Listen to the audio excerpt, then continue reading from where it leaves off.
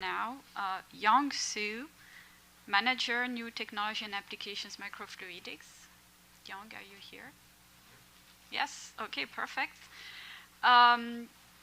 Dr. Su is a distinguished and highly sought-after speaker on a wide variety of applications ranging from lipid nanoparticles, cell disruption, nanoemulsions, and more. Dr. Su has been with Microfluidics International Corporation since 2012. As a manager of new technology and applications, Dr. Su focuses on the continued development and promotion of microfluidics, cutting-edge microfluidizer technology, to deliver the desired outcome for each customer's unique application. And the title of the presentation is a versatile solvent-free scalable technology for producing RNA delivery platform.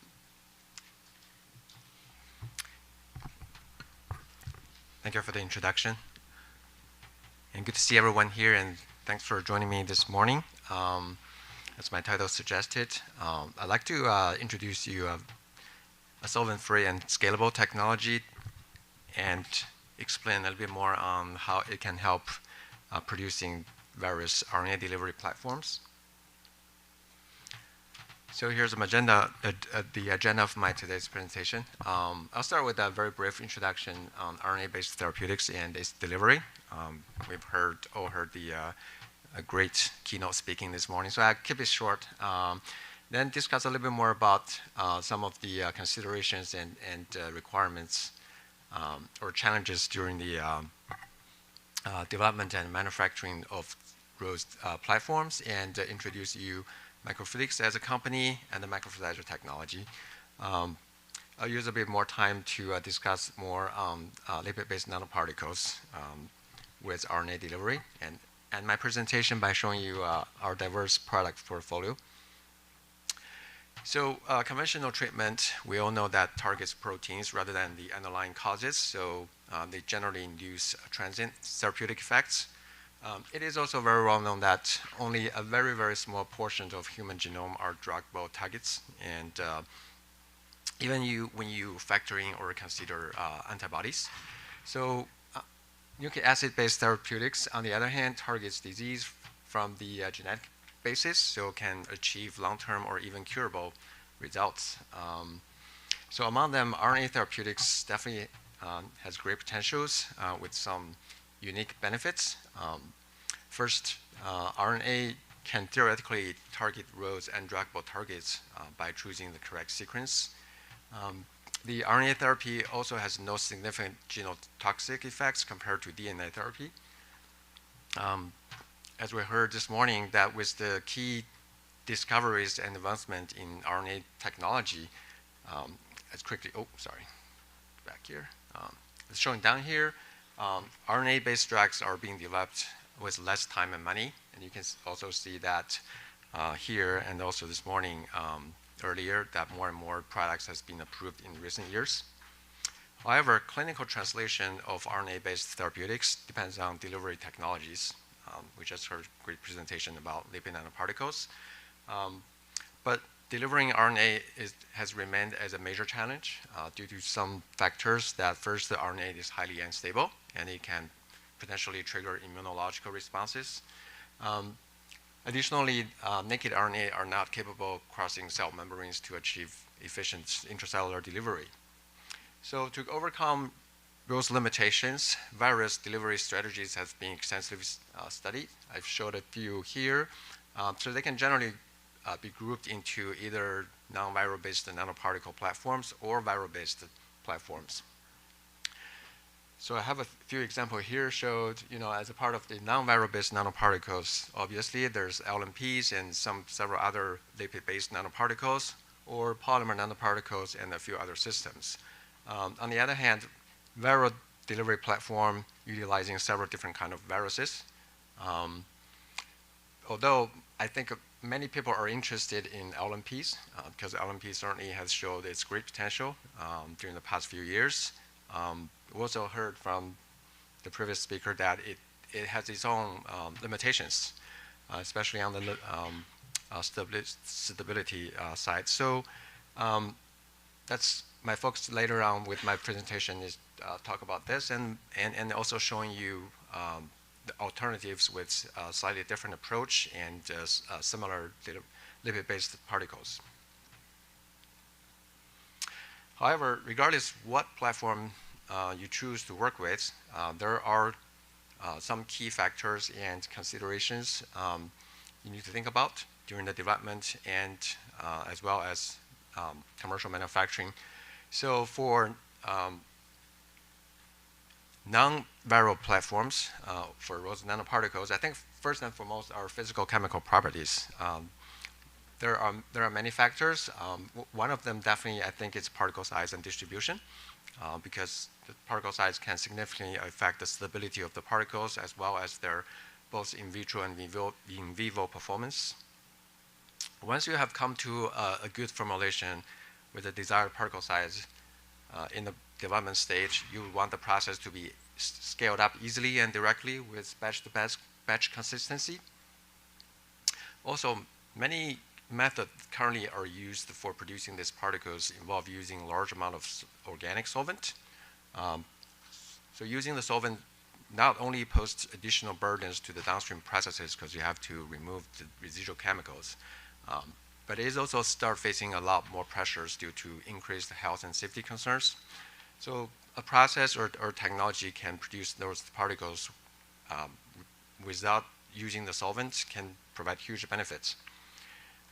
Another consideration is if the process or a processing equipment can help improve the entire process or make the adjacent process easier. For example, in vivo delivery of the product requires sterilization, which is commonly done by terminal sterilizations through sterile filtration. So the filter membrane used in the filtration has pore size around 0.22 microns or 220 nanometers, which implies that to achieve efficient filtration process, the majority of the particles in the product should be less than that size. And last but not least, for especially pharmaceutical product manufacturing, the entire process needs to comply with regulatory requirements, for example, cGMP. So our Microfluidics technology can help address all these challenges and requirements from production to from development to production. Before I introduce you or explain how the technology works, I want to quickly just tell you a bit more about the company. So Microfluidics is where I come from. Along with a few other companies, is part of the Material Processing Technologies or MPT platform under under the Health and Science segment of IDEX. IDEX is our parent company. So Microfluidics itself was founded 40 years ago. We specialize in design and producing high-shear fluid processors using our core induction chamber technology, which I will explain in a minute. We're local here, actually, in Massachusetts. We're just outside of Boston, about 30 minutes from here. But we have a global presence with customers all over the world. As I mentioned already, our technology serves many industries, primarily pharmaceutical and biotechnology industries. And we're used in both R&D and commercial manufacturing for many drug products and vaccines. But our technology is also widely used in several other industries. We have extensive experience in applications and machine designs, especially around cGMP, which allow us to offer tailored solutions to our customers. So the technology is pretty straightforward, as illustrated here in this diagram. Product with large particles enters the system and is pressurized by a constant pressure pumping system, where the pressure can go up to as high as 30,000 psi or 2,000 bars. And then that pressure, the product is passed through a fixed geometry induction chamber, where material receives consistent shear rates and impact forces. So all material receives exact treatment to achieve consistent and uniform results. Product temperature can be efficiently controlled afterwards if needed. We offer two different induction chamber designs. So this shows the internal structure of the induction chamber. On the top here shows the white type chamber. So the white chamber has two microchannels and product impinges on each other afterwards, which makes them ideal for producing most drug delivery nanoparticles, including LNPs, liposomes, nanoemulsions, and polymer nanoparticles. The one down below here is the Z-type chamber. The Z chamber only has 1 microchannel and is recommended for processing samples as solid, including doing cell disruptions. Before I move on to show you some results, I'd like to quickly explain how we scale up with our guaranteed scalability. So unlike some other technologies, when we scale up, we don't increase the size of our microchannel, so we don't give you a big channel. Instead, we use multiple parallel aligned channels with identical size. So as long as you keep all other processing parameters the same, material will receive identical treatment inside each microchannel. That's achieve linear scalability. Now with that, I want to discuss a little bit more about lipid nanoparticles or lipid-based nanoparticles. So I think a lot of you knows there's a common method to produce LNPs with the solvent and anti-solvent method. As shown here, there's a few different ways that how you can mix the solvent or anti-solvent streams. But regardless of the mixing method, this is basically a bottom-up method where you generate individual nanoparticles via controlled precipitation. So as I mentioned, when using our microfluidics technology, we're essentially a top-down method. As I mentioned before, we start with large particles and reduce them down to the desired size. And with the system, you can either choose similarly one-step in situ encapsulation, which means you mix your lipid ingredients and your nucleic acid, and you process through, and you achieve in situ encapsulation of the nucleic acid. Or better yet, you can try a different approach, which is a two-step approach. So in the two-step approach, you actually create empty or blank nanoparticles first, and you load your nucleic acids afterwards, typically via complexation. So if you do in situ encapsulation, it is believed, it is considered that the nucleic acids are encapsulated inside the nanoparticles, and if you do the two-step approach via complexation, generally people think that the nucleic acids are absorbed onto the surface. Some people also call this system as lipoplexis. So it seems to be advantages that you have the RNA or nucleic acid encapsulated inside that's being protected by the particle, right? There's a couple of things. So the system may not be stable, and the exact morphology of these particles are still under debate. This is an ideal situation. And some recent studies also showed that this system can do just as well as compared to internal encapsulation, obviously with some additional benefits, which I will explain you in a minute. Before I talk about that, I want to just quickly show you a proof concept study we did. Here we processed 2 different LNP formulations, that's shown here, which one mimics the Moderna's COVID vaccine formulation, and the other mimics Pfizer's formulation. Please note here, both formulations were supplied as a pre-measured kit, so during the process, we did not add or introduce additional solvent. Also, as a quick proof of concept test, we only produced the empty lipid nanoparticles. And also, the entire process hasn't been super optimized, but you can already see still the resulting nanoparticles has good size, with average size just a little over 100 nanometers, and PDIs are around or below 0.2. Now back to the morphology of the LNP RNA structures. So we want to obtain a nice spherical particles, but as indicated by this study, at least you can get different structures, as example shown here, which is a non-spherical blebbed particles. So even without any adding any dye to the system, you can already see that this is the blebbed compartment, shows distinctive multiple mass density, which was later on confirmed as resides with RNA. If you can see, I'm not sure, I hope you can see better here as pointed, but this blue arrow here, that this blebbed compartment, when the dye, RNA binding dye was introduced, it also serves as the contrasting agent. you can clearly tell that this bleb is filled with RNA, and this is actually the main lipid body. So this indicates that the RNase has dissociated with the lipids in this case. However, if you do get the spherical particles, it shows that the mRNA was associated with the lipid and has been fully encapsulated inside.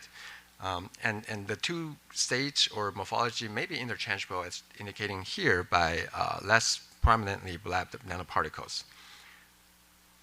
The study also investigated the physical degradations of this, the LNP RNA systems. When the system is under stress, here just simply underwent freeze thaw conditions. So you can see both particle aggregations, as this one here, or disruption can occur. So when the particle bursts, it can either form smaller, as indicated by this red arrow here, a smaller liposomal structure with RNA encapsulated, or liberated RNA, as indicated by the blue arrow here. Obviously, in this case, you lose the encapsulation efficiency here. And the physical degradations are also reflected in the particle size distribution profile, as you can see the formation of the larger particles. So it's very interesting. The study provides some great insight into the structure or morphology of the system. It demonstrated that obviously the mRNA, remember from the blabbed particles, and it can dissociate from the charged lipid and reside in that bleb, which is actually filled with solvent as well, and certainly in a different chemical microenvironment. So, and also it can potentially go through certain degradations that lost the RNA encapsulation. So there's more study needs to be done. The exact effect on this morphology, different morphologies and degradations to the efficacy is still not well understood, but certainly I think this is important, needs to be considered. It is certainly related to both formulations and preparation method. So if you're working with these particles and for developing drug products, you certainly need to consider this side. Now, let's continue to look at the system. As I mentioned, that internal encapsulation seems very good, and but if how is it going to be if we compare exterior complexation with in situ encapsulation? So it's partially answered in this study here. So here, 3 different formulations were prepared. One with an ionizable lipid, which is the C12-200. The other 2 with cationic lipids, DDE and DOTAP, to formulate 3 different kinds of lipid nanoparticles that encapsulating self-amplifying RNAs.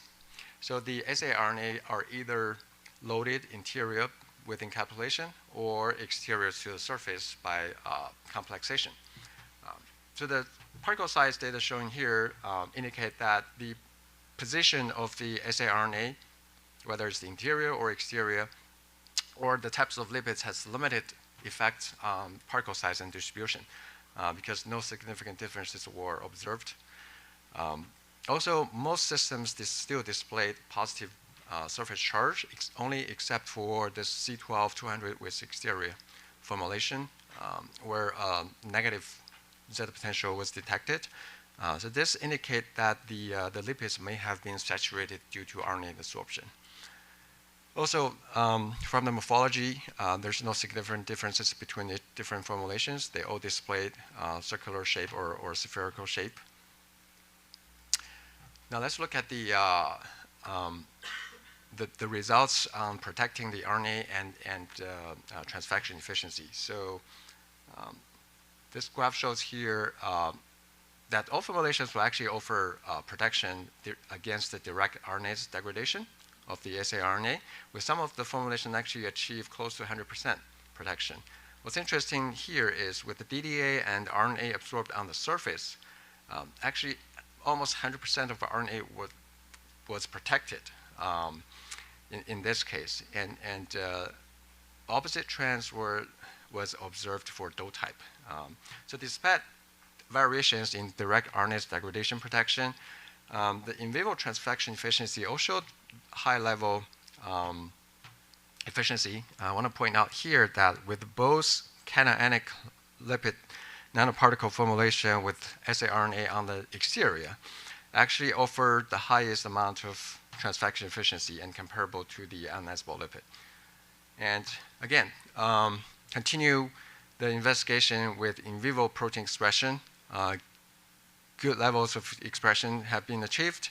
And you can see that, again, the DDA with siRNA absorbed on the surface achieved the highest level of expression and same as the ionizable lipid.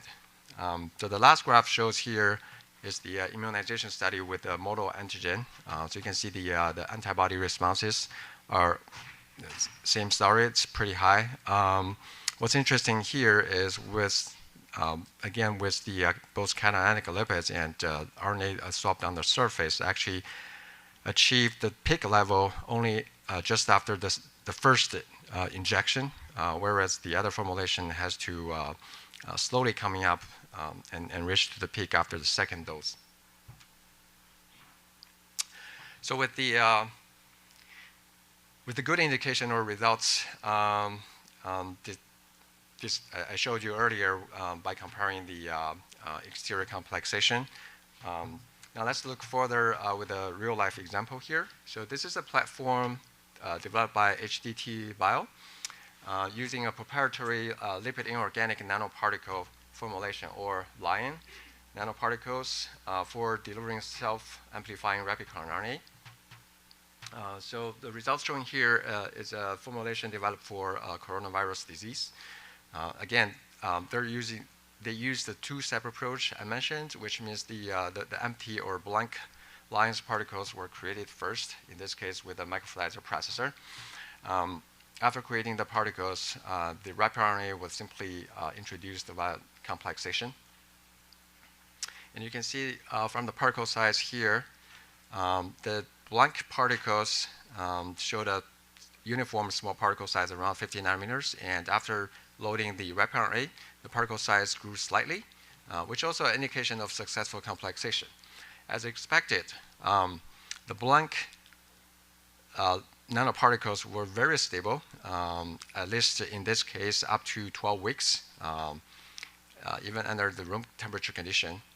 Even the LNP RNA complex showed good stability, as shown here, that the particle size stayed constant for up to 14 days or 2 weeks at both room temperature condition or refrigerated condition, with the RNA remained its full integrity, as shown here. This slide shows some animal immunization studies. So the graphs on the left shows the mice immunization results. So you can see here that good antibody responses were achieved with different dose groups, especially for the 10 and 1 micrograms dose groups, even after a single injection. So all those groups achieved good antibody responses after a booster dose. The formulation primarily induced the Th1 biased immune responses, as shown by higher IgG2 titers. The bottom graph here shows the good T cell responses has been detected in both spleens and lungs. So follow the good results of the mice study, they move on to non-human primate immunization studies. So here macaques were injected either with a single dose of 250 micrograms or 50 micrograms primary dose followed with the booster dose. You can see the high dose group developed antibody responses quicker than the lower dose group, but the IgG concentration continued to increase for both those groups and eventually reached to the same plateau. All macaques. Check 1 minute. Oh, okay. All those groups showed good T cell responses against SARS-CoV-2 S proteins, as well as showed similar neutralizing titers against the wild type when compared to samples from convalescent humans. So the good preclinical study shown here lead to the continued development of this platform and the formulation. It has since gone through clinical trials and have been actually eventually approved in India under the commercial name of Gemcovec. So that is actually the first ever approved siRNA based vaccine for human use. So the success story of this platform and its great potential of this platform lead to right now they're using this similar platform in many other vaccine and cancer treatment development. Very recent study they just published. They used a similar formulation and successfully prevent mother-to-child transmission for both Zika viruses and HIV viruses in rabbits. So with that, this is my second last slide. Just want to quickly show you our diverse product lines. And the top shows our several different models of lab machines, and the bottom shows our pilot and production systems.